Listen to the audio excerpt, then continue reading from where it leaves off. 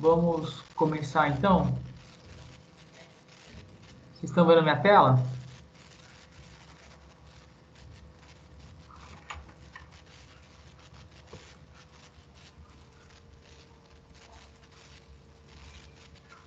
Então vamos lá. Vamos encerrar. Encerrar não, né? Vamos prosseguir com a parte de materiais ferrosos, né? Materiais ferrosos são aqueles que têm como elemento principal o ferro. Só que existe centenas de materiais ferrosos. A gente viu que só de aços existe uma série de características, tipos de aços diferentes.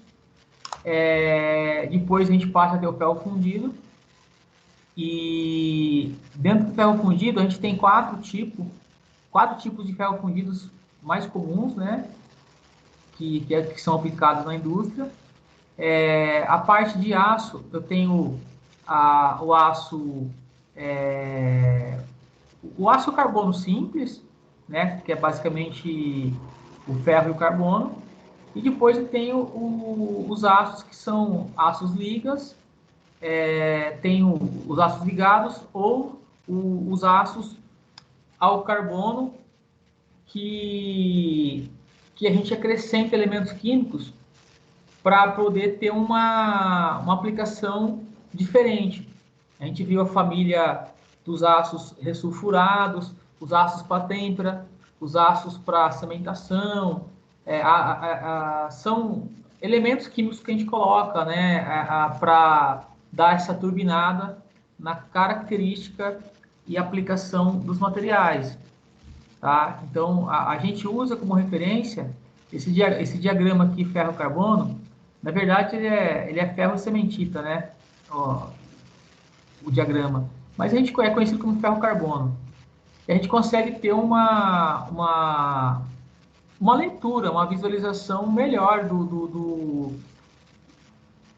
de todas as microconstituintes referentes ao ferro e carbono que são possíveis encontrados nos materiais ferrosos.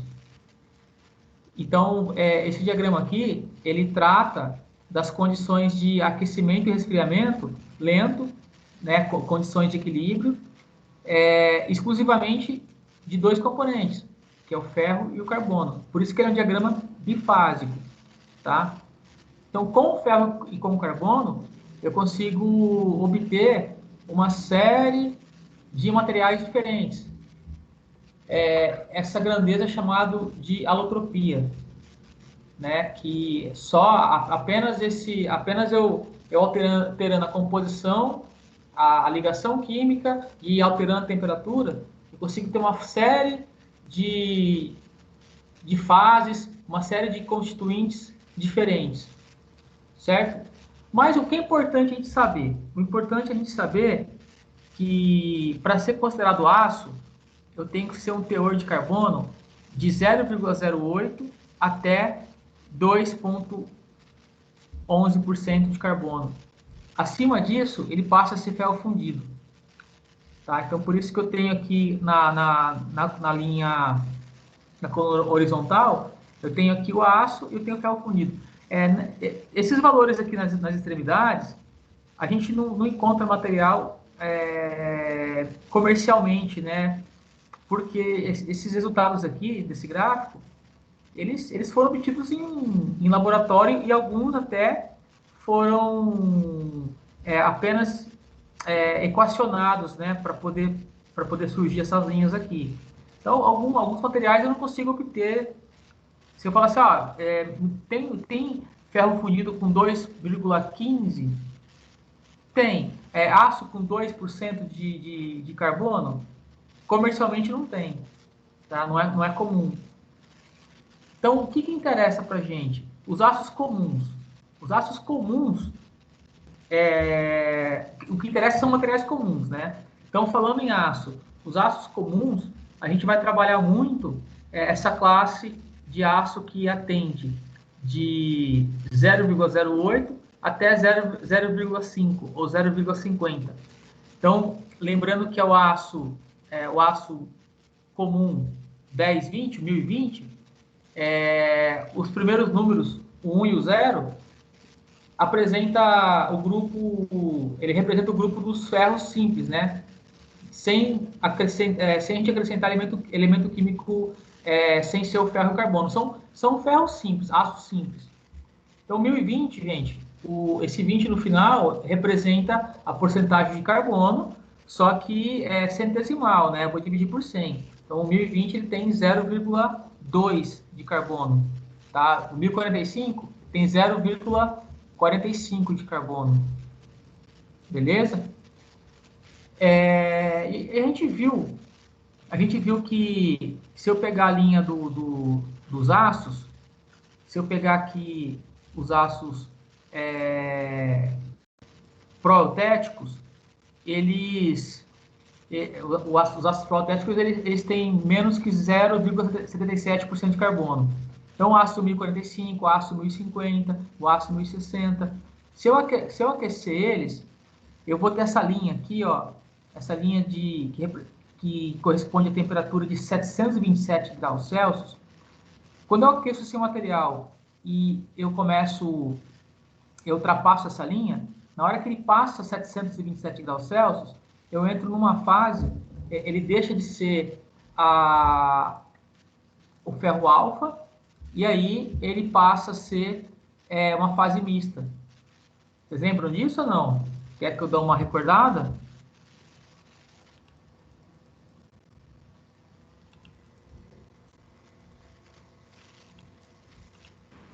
Ah, é bom, né? Vocês lembram que se eu pegar ó, o aço...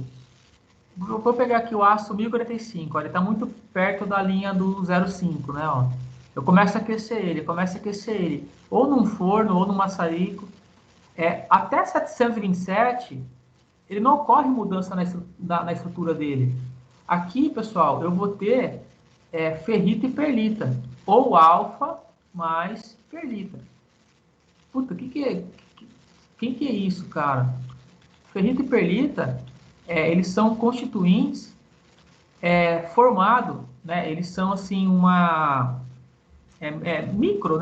microconstituintes formados exclusivamente de ferro e carbono também, tá? Então aqui eu tenho a ferrita pura,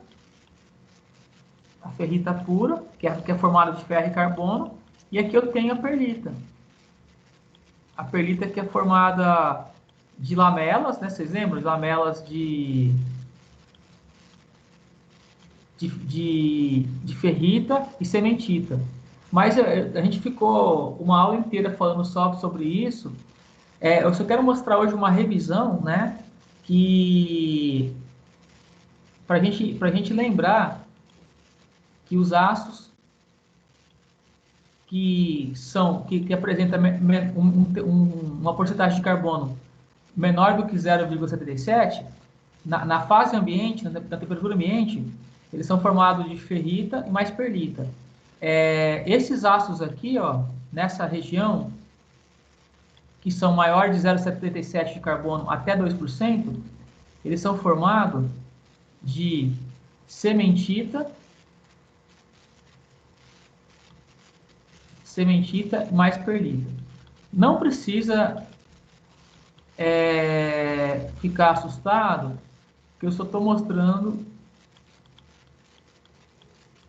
o que acontece.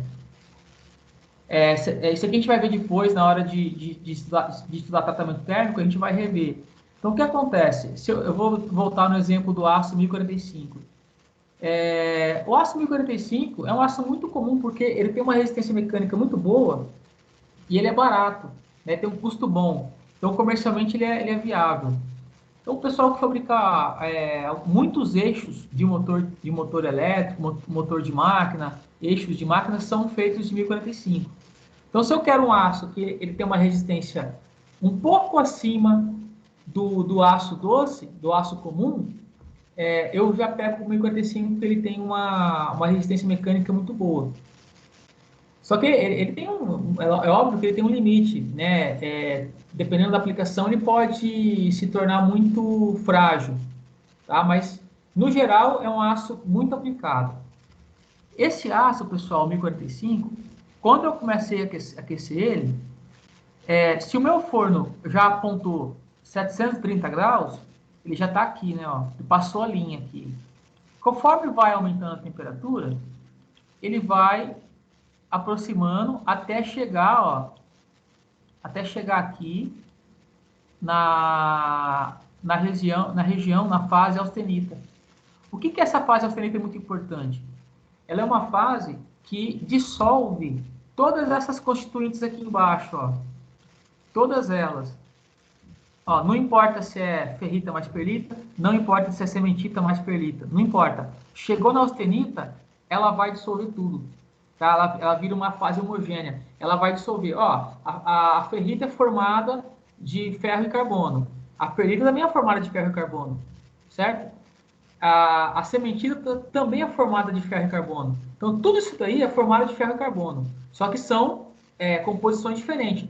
É o mesmo lance, o que acontece com eu dei o exemplo simples do gelo, da água, né? Pô, a água a temperatura mais baixa, ela vai solidificar, né? A água a temperatura muito alta, ela vai evaporar. A água na temperatura ambiente está líquida. Então, assim, o H2O, ele também é um exemplo de alotropia. Por quê? Porque sob algumas temperaturas e algumas variáveis físicas, como pressão e tudo mais, você consegue obter materiais compostos diferentes. Né? O gelo é diferente do vapor, o vapor é diferente da água líquida. Aqui é a mesma coisa, só que aqui é com o ferro e com o carbono. Então, o ferro e o carbono, eles formam, na temperatura ambiente, eles formam esses compostos aí, esses microconstituintes, que às vezes quem está vendo pela primeira vez fica até assustado. Mas tudo isso daqui é formado de ferro e carbono. Quando chega na fase de austenita, ele dissolve o ferro e carbono. É como se fosse uma coisa homogênea, uma fase única. Tá? Então aqui aqui é fase bifásica, por quê? Porque eu tenho ferrita e perlita. Aqui é bifásica, por quê? Porque eu tenho sementita e perlita.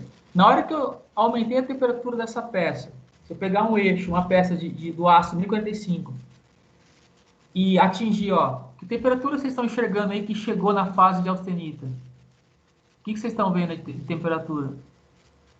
O aço 1045. Mais ou menos aí. 770? 770, 780, né? Então tá, como eu tô sem a régua aqui, eu tô fazendo na mão, mas é isso mesmo, 780 graus Celsius, o meu ferro, o meu aço 1045, ele já começa a se austenitizar inteiro. Então, ele vai se dissolvendo, tá? Se eu começar a aumentar a temperatura, beleza, ó.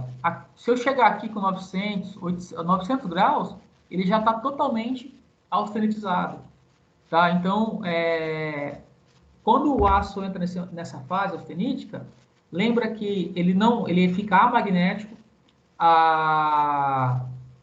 não pega mais, o ímã não funciona mais, ele fica magnético.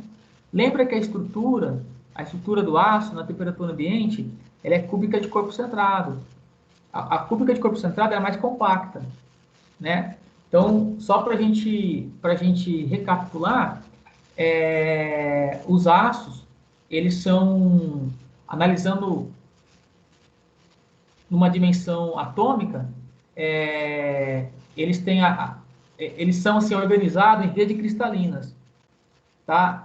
Então, são bilhões e bilhões de redes cristalinas. Nas arestas desses cubos, eu vou ter ali os átomos. Os átomos vão estar fixados ali, a ligação deles. Então, se eu imaginar que eu tenho, se eu considerar um aço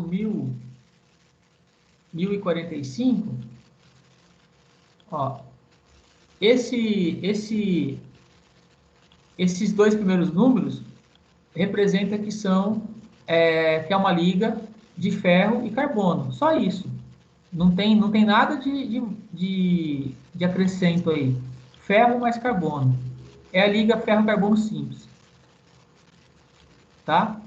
E esse 45, na verdade, é a porcentagem de carbono. Se eu considerar que eu tenho só ferro e carbono, né? Quanto que eu vou ter de ferro e quanto que eu vou ter de carbono nesse material? Qual que é a porcentagem de ferro, pessoal?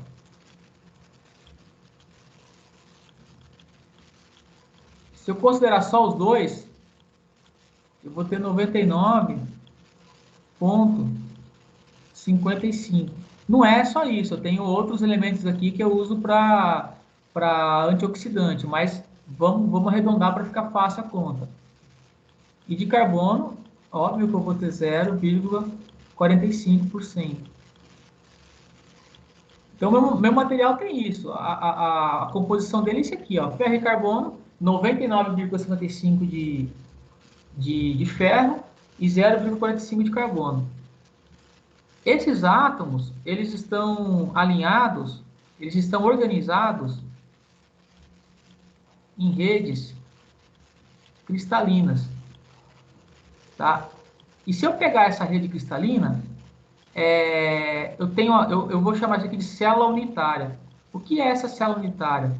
Ela é uma célula que representa a organização. Essa rede cristalina ela está assim, espalhada no espaço, né? Eu estou vendo.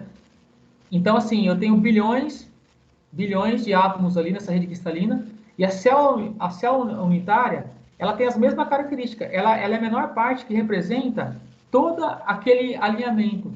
Tá? Ela é a menor parte que representa a rede cristalina.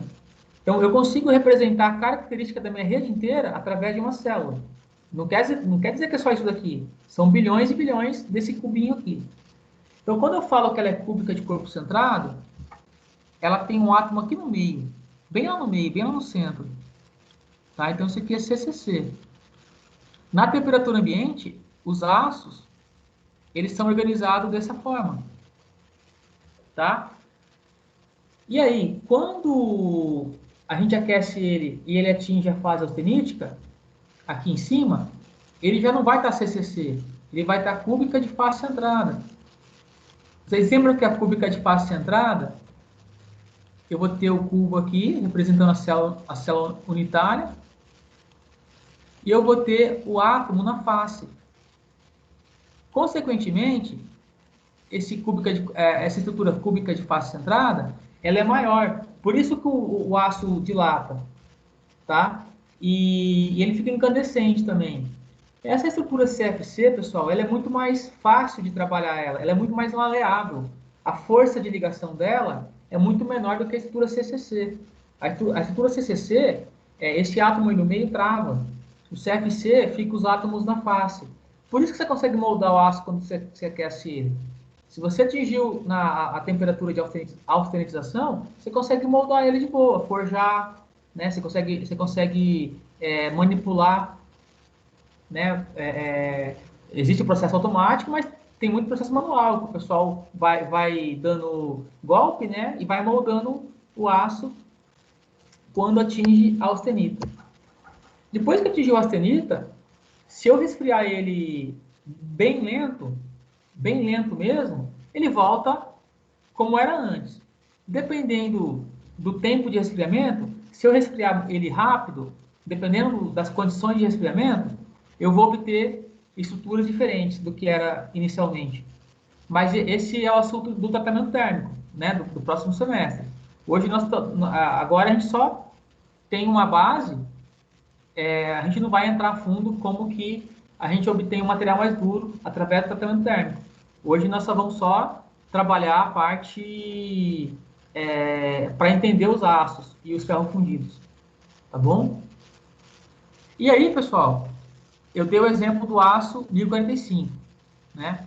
Conforme eu pegar um aço que tenha uma porcentagem que está se aproximando do 0,77, repara que se eu pegar um aço 1060, o aço 1060 é usado para fazer mola. Se eu pegar o aço 1060, ele está aqui, ó. Aqui é 50, o 60 vai estar aqui, né? Ó. Se eu pegar o aço 1060, repara que o aço 1060, ele vai atingir primeiro a temperatura de austenitização. Ele vai chegar primeiro no campo da austenita. Beleza? E aí, pessoal, olha só que interessante. Na temperatura ambiente, ou abaixo de 727 graus Celsius, esses aços, eles são formados de ferrita e perlita. Tá? Quando eu chego no teor de carbono de 0,77 ou 0,80 para arredondar, isso aqui é 100% perlita. Tá? É 100% perlita. E esse ponto aqui é chamado de ponto autético. Repara que ele passa direto, ó. Ele passa direto da perlita para a austenita. Não existe fase alfa aqui nessa pontinha. Tá? E aí, se eu pegar um aço com teor de carbono mais elevado, se eu pegar aqui o 0,90, vou pegar o 0,90. O 0,90 é bem duro. Você não consegue usinar, você não consegue furar, você não consegue soldar ele. O aço 1090 é muito duro. Esse aço 1090, ele já não é mais formado de ferrita e perlita. Ele é formado de cementita e perlita. Beleza? Cementita é muito mais duro do que o ferrita. Então, esses são os aços. Na verdade, esse diagrama todo aqui só trata do ferro e do carbono. Eu não estou colocando aços especiais aqui. Tá? Só estou falando do ferro e do carbono. E aí, gente, conforme a gente vai aumentando o teor de carbono, quando chega no 2,10% de carbono, eu já entro na família do ferro fundido. Tá? E o ferro fundido, ele é formado de ferrita mais cementita. Então, eu sei que é muito nome, não precisa... Cementita. Não precisa assustar, só estou mostrando para vocês como que a gente encontra quais são as microconstituintes, né? Ou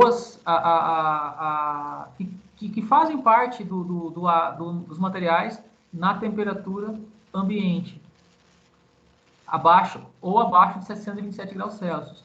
Então, essa aqui é a linha de transformação, é a linha que transforma tudo, começa a transformar tudo.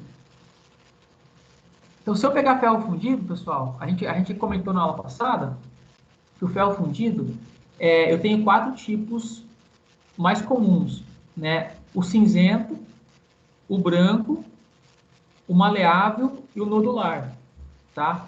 Só que o ferro fundido, na verdade, eu não posso falar que ele é só ferro e carbono, porque eu vou estar mentindo, eu vou estar assim, falando uma coisa, uma inverdade, eu vou estar falando para vocês. O ferro fundido, além do ferro e do carbono, ele é obrigado a ter silício. Ferro, mais carbono, mais silício. Pô, se eu tenho 3 elementos, já não é um diagrama binário. Então, é um diagrama ternário, tá? Mas, como o diagrama binário é muito mais simples para entender, a gente vai estudar como se fosse binário. Então, o ferro fundido, ele já é obrigado a ter ferro, carbono e silício, porque senão fica muito duro isso. O que o silício faz? O silício, ele dissolve essa cementita aqui. A cementita é dura pra caramba. Cementita é dura pra caramba. O silício dissolve essa cementita e aí ele forma uma outra constituinte chamado grafite. É grafita. Tá? Tudo isso daí é ferro e carbono, cara. E aí você tem o ferro fundido. Quando você tem o ferro alfa com cementita, você tem um ferro fundido branco.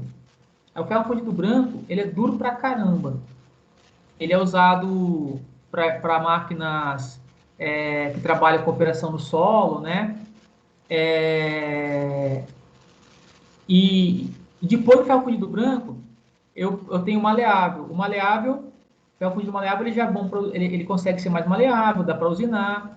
E aí, como que a gente obtém o maleável?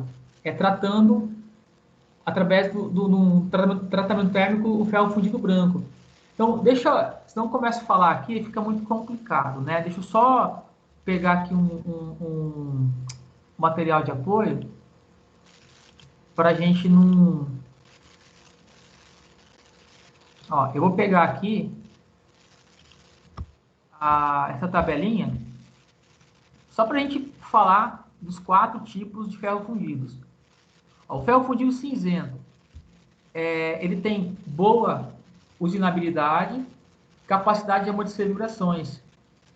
Então, o ferro fundido cinzento, ele é muito usado para fazer carcaça de máquina, ele absorve vibração. Eu acho que eu passei isso para vocês também, certo? Então, é um ferro fundido mais comum de todos, é o ferro fundido cinzento. Se a gente olhar aqui no outro material, no nosso material, a gente vai ver aqui uma imagem da estrutura dele, da microestrutura dele. Ó.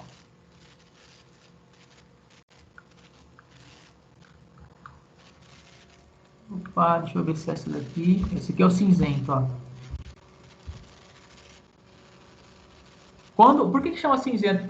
Porque se a gente quebrar a peça, a gente vai ver onde rompe a peça, a gente vai ver a cor acinzentada, tá? Então, assim, a grafita, aqui eu vou ter a grafita e ferro alfa. O elemento químico silício, ele dissolve a cementita e transforma em grafita. Deixa eu pegar aqui mais uma imagem do ferro fundido cinzento, para a gente ver alguns exemplos de peças. Ó, ferro fundido cinzento. Então, eu coloco bastante silício, eu coloco 2,8 de silício no meio dessa mistura. Então, eu não posso falar que isso é binário. Se eu coloquei ferro, carbono mais silício, já é ternário. Então, isso aqui, ó, ferro fundido cinzento é muito utilizado.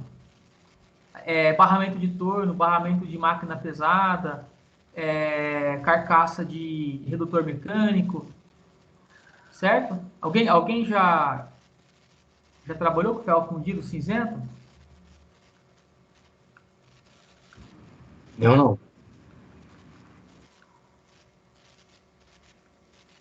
Aí o ferro fundido branco. Deixa eu ver se tem foto do ferro fundido branco. O ferro fundido branco ele é usado em máquina, muito em máquina agrícola, máquina de mineradora. Deixa eu ver se eu tenho aqui no Google.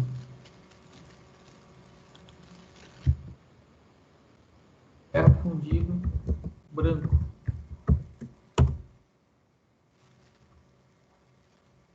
Vamos ver.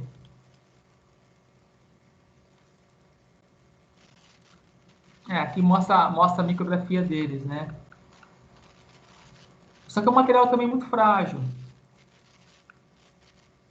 Agora, você lembra que eu comentei com vocês que o ferro fundido branco, na aula passada, ele é formado de cementita, peraí, deixa eu lembrar, ferro alfa e cementita. Cementita é dura pra caramba. Quando você trata ele no forno, a gente consegue ter o ferro fundido maleável. E aí, o pessoal que fabrica conexão, ó, Tupi, é um exemplo de ferro fundido branco que passou a ser maleável através do tratamento térmico. Deixa eu ver o que mais a gente tem aqui. E o nodular, o ferro fundido cinzento e nodular são os mais comuns. O nodular e o cinzento, eles parecem a característica deles. Vamos ver aqui no material de aula, na apostila.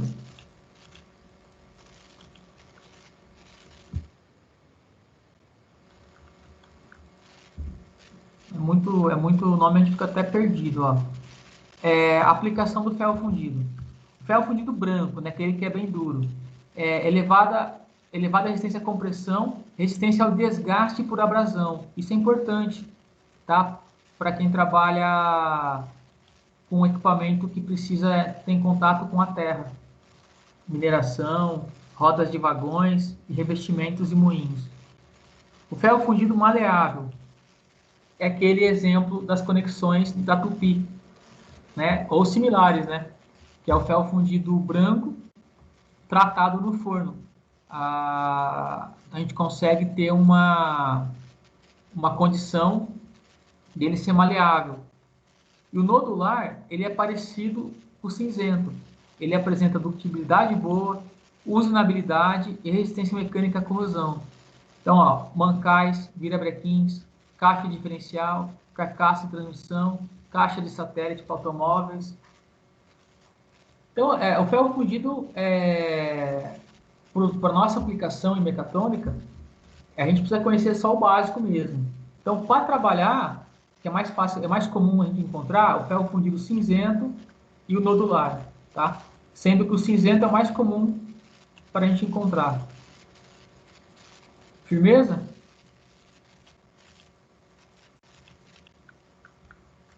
Então, a gente está... Esse aqui é o diagrama ferro-carbono, né? Os ferros fundidos, tudo isso daqui, ó. É óbvio também que vai chegar uma hora que eu não tenho uma... Vai chegar uma região aqui que só apresenta na teoria. Na prática, a gente não encontra ferro fundido com tanta dureza assim, com 6%. Mas a gente só precisa entender, né, um pouco desse diagrama. Se a gente continuar aqui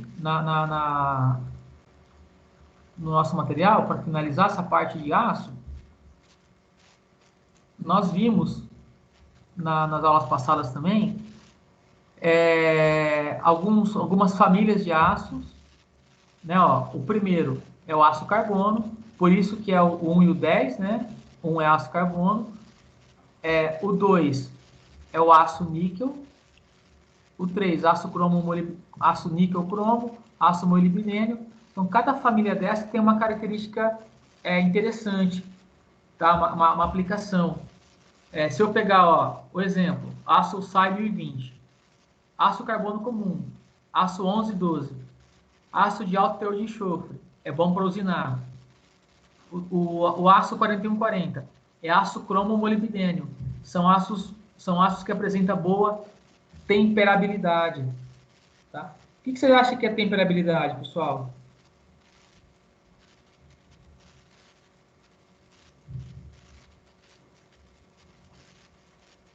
O que você acha que é temperabilidade? Chuta aí, gente.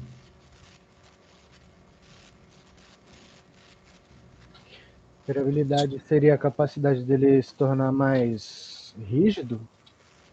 É mais ou menos isso, sim. A temperabilidade é uma condição que o material tende a aceitar a têmpera. Consequentemente, é para deixar mais duro, mais resistente. Tá? Então, alguns aços, o 4140 é um aço bom para temperar, em outras palavras. O 4340, ele é melhor ainda que o 4140. Então, por quê? Porque eu tenho cromo, níquel e molibdênio nessa liga. Você lembra que eu falei para vocês que algumas chaves de boca, quando você olha a descrição dela, está escrito lá o material, né? Aço, tem lá vanádio, cromo. Então você vai ver que essa família aqui, ó, do 6140, é aço ligado ao cromo e ao vanádio. Então, repara que essas famílias todas aqui de aços, a gente encontra no mercado, né? Quando você vai projetar, você vai construir algum equipamento, você tem disponível isso. Então, a gente precisa saber qual é a aplicação para esse aço, que mais seja vantajoso para o meu projeto. Se eu for fabricar uma linha de peça que tem que ter alta produção de usinagem, eu vou tentar colocar um aço que é bom para usinar. Né? É um aço que tem alta usinabilidade. Então, eu preciso ver qual é. Qual é? A família dos 11. 11 ou 12, 13. A família do 11, alto teor de enxofre. É bom para usinar. Ah, mas por que isso é bom para usinar? Aí tem toda uma explicação. A gente não vai conseguir ver isso em uma aula, né? O enxofre, ele aumenta a fragilidade, então o cavaco ele tritura, não enrosca na ferramenta. Então tem uma série, ele facilita o corte, tá? todo esse conjunto aqui, eles são produzidos por alguma finalidade. Depois eu preciso, nessa apostila também tem, né, resumidamente, a finalidade de cada liga dessa. Acho que eu tenho aqui, ó, nas páginas anteriores, nós temos aqui, ó. Se eu pegar a família do 11 e do 12, ó, são aços bons para usinar, boa usinabilidade. Então esse material aqui é muito bom, tá? Ele tem bastante informações relevantes. O aço 8620 é aço de cementação, é um aço que eu consigo deixar uma camada dura e o núcleo mole. Então, seria muita ingenuidade a gente achar que nessa disciplina, em uma aula, a gente vai entender tudo isso aqui. Isso aqui é um resumo da tecnologia mecânica, né, dos componentes. Tá? Como que eu vou selecionar o melhor material para o meu projeto? Então, isso aqui é um resumo. Esse material é uma ferramenta muito eficiente. Eu tô apenas dando uma orientação de como vocês vão aplicar, como vocês vão selecionar, como vocês vão consultar, né? Então, gente, aquele diagrama que a gente viu, ele trata exclusivamente do aço comum, sem eu colocar esses elementos químicos aqui, ó. Ah, mas e agora? Será que gera um outro gráfico para esses componentes? Não precisa, tá? Não precisa. O nosso diagrama ferro-carbono, ele é basicamente para esse cara aqui, ó. Mesmo porque esses outros, eles não vão também ser muito diferentes. Essas linhas também não vão apresentar muita diferença. Então, não preciso saber, eu não preciso ter um diagrama ternário para cada família dessa de aço. Não é loucura a gente compreender tudo isso daí. A gente só vê só o básico do diagrama e representa a família mais comum dos aços, que é puramente o aço ao carbono simples. E aí, gente, por mais que eu coloque o elemento químico, ó, manganês, por mais que eu coloque enxofre, um pouquinho de cromo, um pouquinho de níquel, tudo isso que eu coloco para atingir aqui uma família de peça, todos esses outros elementos, eles não ultrapassam 5%. Eles não ultrapassam 5%. Tá? Se eu pegar aqui, ó, o 4320, 8620, vai, 8620. Ó, é um aço cromo, níquel, molibdênio. 8620 tem cromo, níquel e molibdênio, certo? Se eu somar esses três caras aqui, ó, não vai ultrapassar os 5% do aço. Não vai ultrapassar. Eu vou ter ferro bastante, vou ter carbono bastante, e eu vou ter, naquele exemplo, cromo mais níquel mais molibdênio. Então, eu vou ter toda essa mistura aqui, sendo que esses três aqui, ó, que são intrusos, né, que são vitaminas do aço, não ultrapassa 5%. Ah, mas e se eu ultrapassar 5%? Pode? Pode. Aí eu vou entrar num outro campo que eu vou chamar de aço-liga. Aço-liga. Aço-liga são aços especiais. São aços que os elementos adicionais, além do ferro e do carbono, ultrapassam 5%. Tá? Alguém trabalha em alguma empresa que tem estamparia, que tem injeção de plástico, molde plástico, ferramenta de corte? Alguém trabalha em alguma empresa que tem esses equipamentos? Na minha tem ferramenta de corte. O que vocês fazem lá? A gente é recuperadora de tambores. Tem uma prensa que estampa? Ou uma guilhotina? A gente tem prensa, a gente tem umas máquinas também de cortar o tambor. Ó, Tem então, bastante ferramenta lá. A ferramenta de corte, nós temos um aço muito comum que é patenteado pela Villares, o VC131. Isso aqui é um aço liga. Tá? O que é isso? Ele está aqui dentro? Olha, o teor de carbono dele é mais ou menos aqui, ó. 1,2, 1,3 de carbono. Só que ele tem um monte de elemento químico que ultrapassa 5%, além do ferro e do carbono, além do carbono. Então, deixa eu ver se não mudaram, né? Que às vezes eu vou falando aqui. Deixa eu colocar aqui composição química.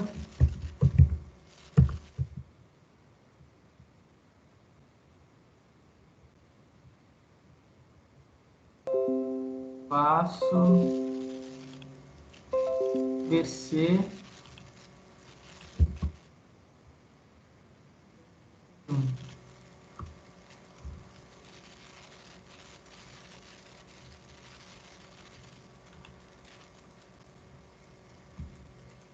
Vamos ver. Se ele ultrapassar 5%, ele é um aço liga. Vamos somar. Deixa eu só recortar aqui e jogar lá para a nossa tela. Deixa eu salvar isso aqui, vai.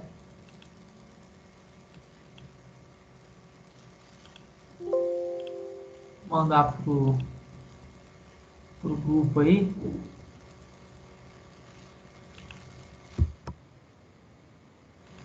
Se eu chamar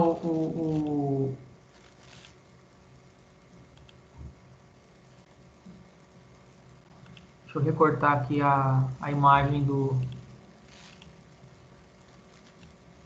VC131. Esse aqui é um aço fera para trabalho a frio.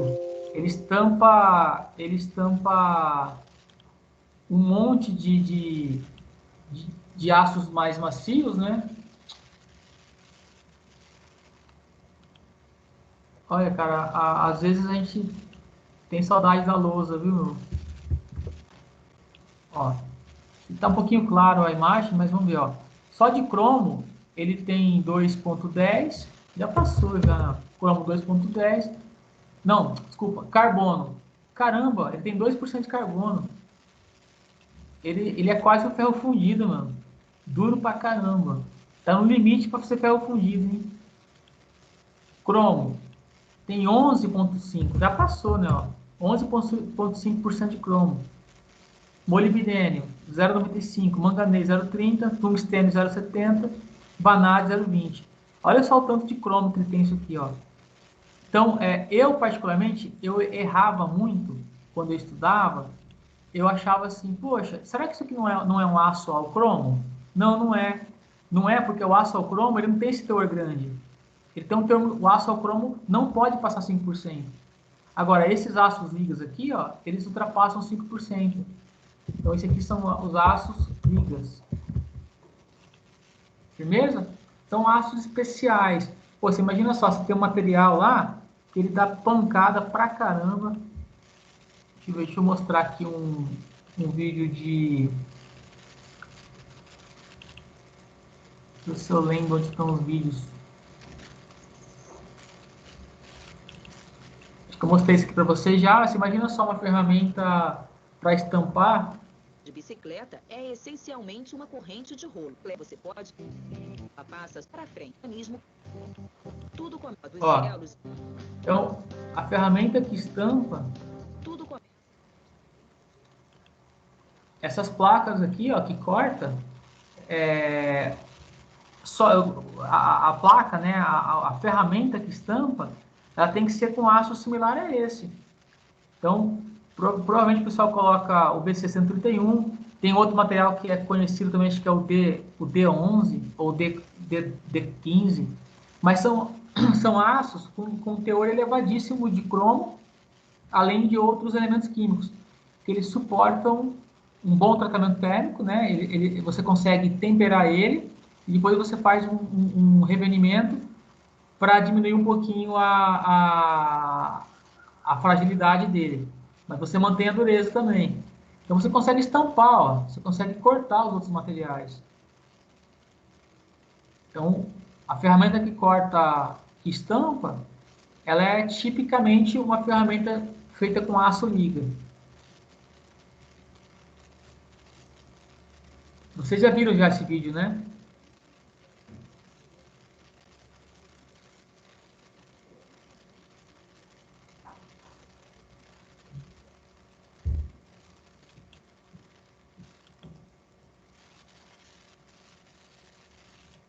Outro tipo de aço importante é aço para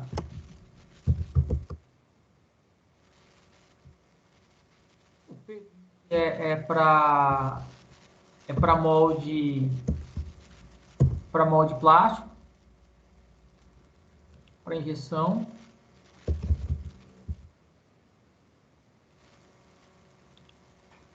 Opa, oh caramba. Então, esse P20 aqui também é conhecido com... É um material que a gente classifica como aço liga. Ele suporta resistência, ele tem resistência ao desgaste, ele é bom para deformação. Imagina só fazer aqui, acho que é um mod no para-choque de carro, ó. Pesa 8.400 quilos. Deixa eu ver a composição química. Composição química.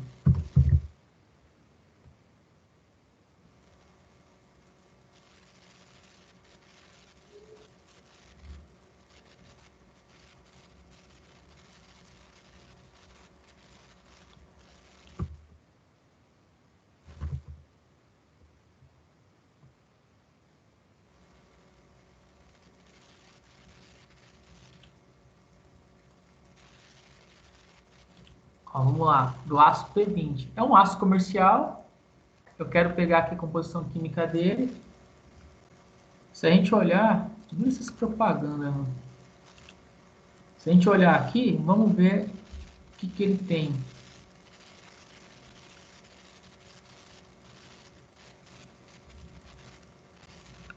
Não está aqui a composição química. Ó, H13, P20, 0,36% de carbono. Não é um aço muito duro sem ser temperado. Né? Manganês, cromo, molibdênio e níquel. Vocês acham que, se eu olhar isso aqui, ó, vou recortar e jogar lá no Paintbrush, vou recortar aqui essa tabela. Então, qual é a lógica? Por que eu estou fazendo isso? Estou fazendo o seguinte, se eu perceber, se eu contar que se ele der mais que 0,5%, ele é um aço liga. Se ele der menos, ele só é um aço ferramenta. Deixa eu só pegar aqui o P20, esse cara aqui, né, ó. Ele não deu 5%, ó, 1% de níquel, 0,2, ó, 1,2. 1,2 mais 1,8 vai dar 3. 3,6. Não deu, não é um aço liga. Esse cara aqui, ó, o H13. E o H13, pessoal, ele é um aço liga ou não?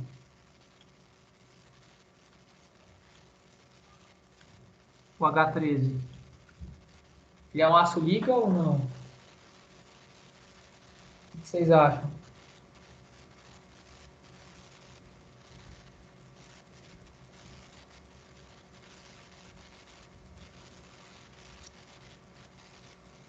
Professor, é acima de quanto que é aço liga? É 5% sem ser ferro e carbono. Dos outros elementos, né? Tem que dar mais que 5%. O que vocês acham? Ah, então acho que a H13 é liga, não é? Então esse tem mais de 5 de cromo. Então deixa eu colocar aqui onde que a gente usa o H13. O H13 é para forjamento. colocar assim, ó, aço H13. Ele trabalha quente, cara.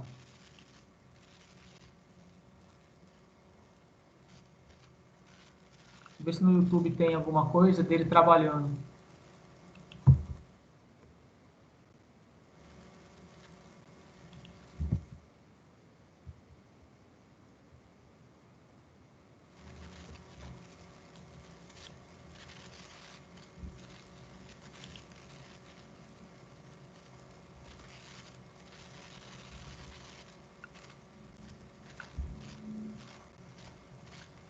Ele é aço para forjaria, ó.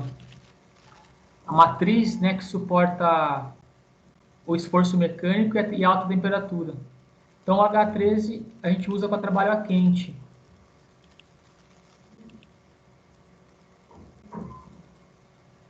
Eu posso usar outro aço? Você pode usar, mas ele não vai aguentar, não vai suportar o tanto que o H13 suporta. Se a gente pegar aqui a matriz, né, ela é feita de H13.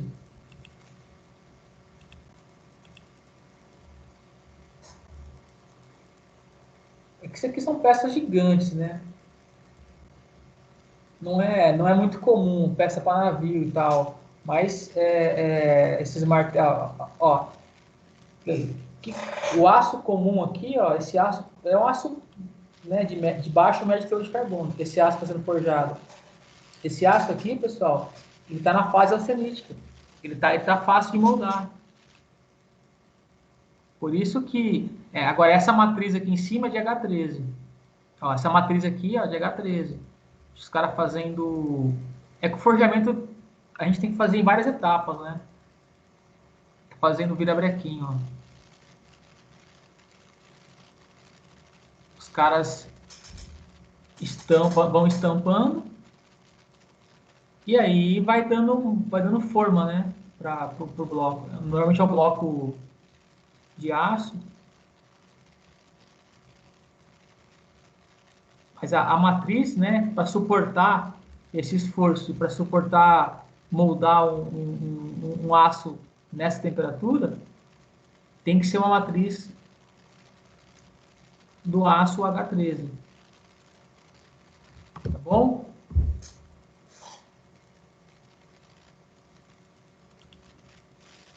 Então vamos ver aqui se faltou mais alguma coisa. Então, os aços ligas, né, eles têm que ter mais de 5%. Os elementos de liga mais comuns são níquel, manganês, cromo, molibdênio, vanádio, tungstênio, cobalto, silício e cobre. Na verdade, quando a gente lê assim, olha, o que o manganês faz no aço? Eu tenho que entender que se eu colocar muito pouco um elemento, ele vai fazer, ele tem um efeito. Se eu colocar muito esse elemento, pode ser que ele tenha um efeito ao contrário. Então não tem uma lógica, né? No materiais tem muito isso. Se você colocar um pouquinho do elemento químico, ele age de uma forma. Se ultrapassou um pouquinho, ele já tem um efeito inverso, tá? Pra vocês terem uma ideia, o fósforo, se você colocar um pouquinho, ele é bom.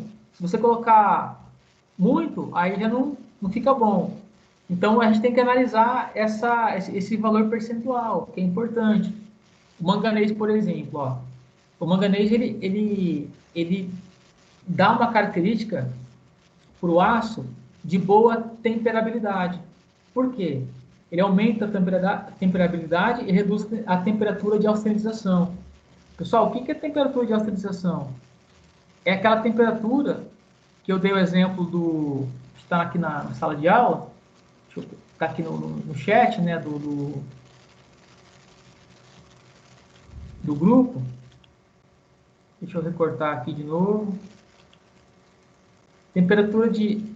Quando eu falo que o material... eu falei que o manganês ele reduz a temperatura de austenitização, né? Ele está falando que ele chega mais rápido Meu Deus, que coisa... Não consigo trazer para cá, mano.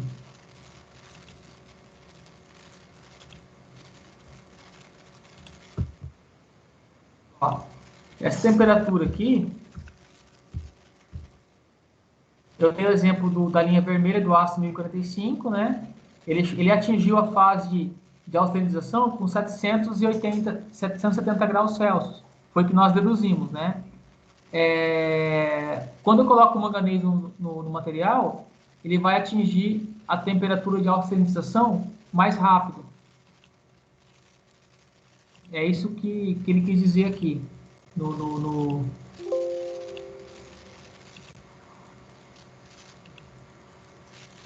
Certo? Vamos lá. Em aços ferramentas, pode conter até 2% de manganês em aços ferramentas, com 0,8, 0,9 de carbono. Em alguns aços ligas, o manganês substitui parcialmente o níquel. Então, lembra que eu falei, que eu comentei aqui, que... Será que eu apaguei aqui o paintbrush?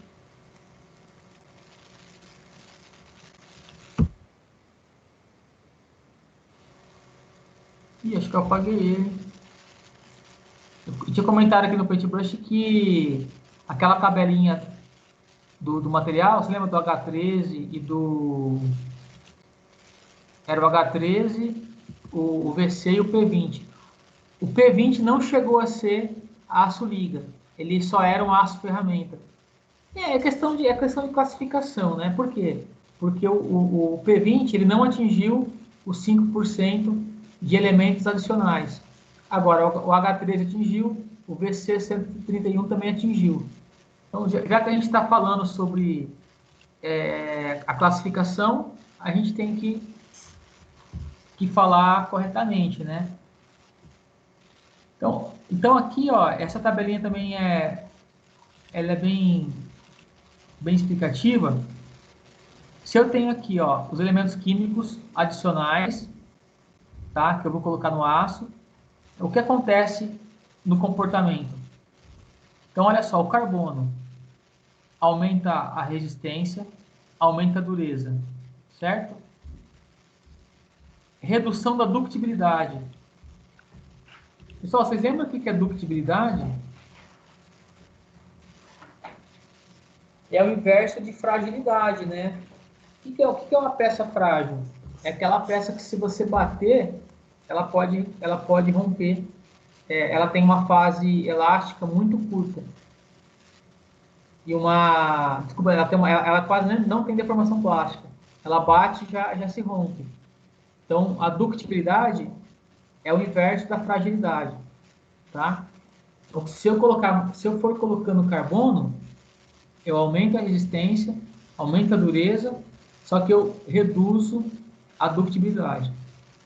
O manganês, mesma coisa, ó. O manganês, ele aumenta a resistência, aumenta a dureza e ação desoxidante. Opa! O que acontece com a ductibilidade? O manganês não vai reduzir a ductibilidade. Então, ele é bom por causa disso.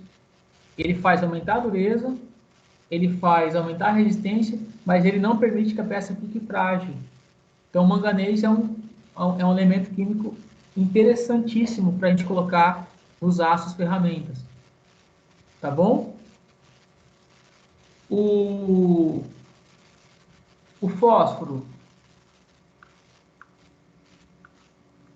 Falo do manganês, níquel, cromo, molibdênio, vanádio, tungstênio, silício, cobalto. Desculpa, o chumbo. O chumbo, ele aumenta a resistência, aumenta a dureza. Só que ele também ele reduz a ductibilidade. Então, eu tenho que tomar cuidado com ele, né? O enxofre, ele reduz a ductibilidade. Então, esses caras aqui, ó, tem que tomar muito cuidado com eles. O chumbo e o enxofre. O silício é bom. O silício ele aumenta a resistência e aumenta a dureza. Não afeta a ductibilidade, tá? O níquel ele é muito interessante que ele aumenta a resistência ao impacto. Então, a peça, se ela se rompe conforme dá o impacto, eu posso acrescentar silício. O silício vai ajudar a combater isso. Repara que é uma mistura, né? Uma receita. Para cada família de aço, você vai colocando aquele elemento químico ideal. É óbvio que nem o níquel ele é caro pra caramba. Todo aço que vai níquel nele, ele vai lá em cima o preço. Então, eu tenho que tomar muito cuidado no projeto, né? Para não extrapolar o custo. E o cromo, pessoal? Se eu colocar cromo, eu aumento a temperabilidade. Tá? Eu tenho uma resistência à corrosão e à abrasão. Repara que o cromo ele está presente naquele aço H13, ele está presente naquele aço o P20.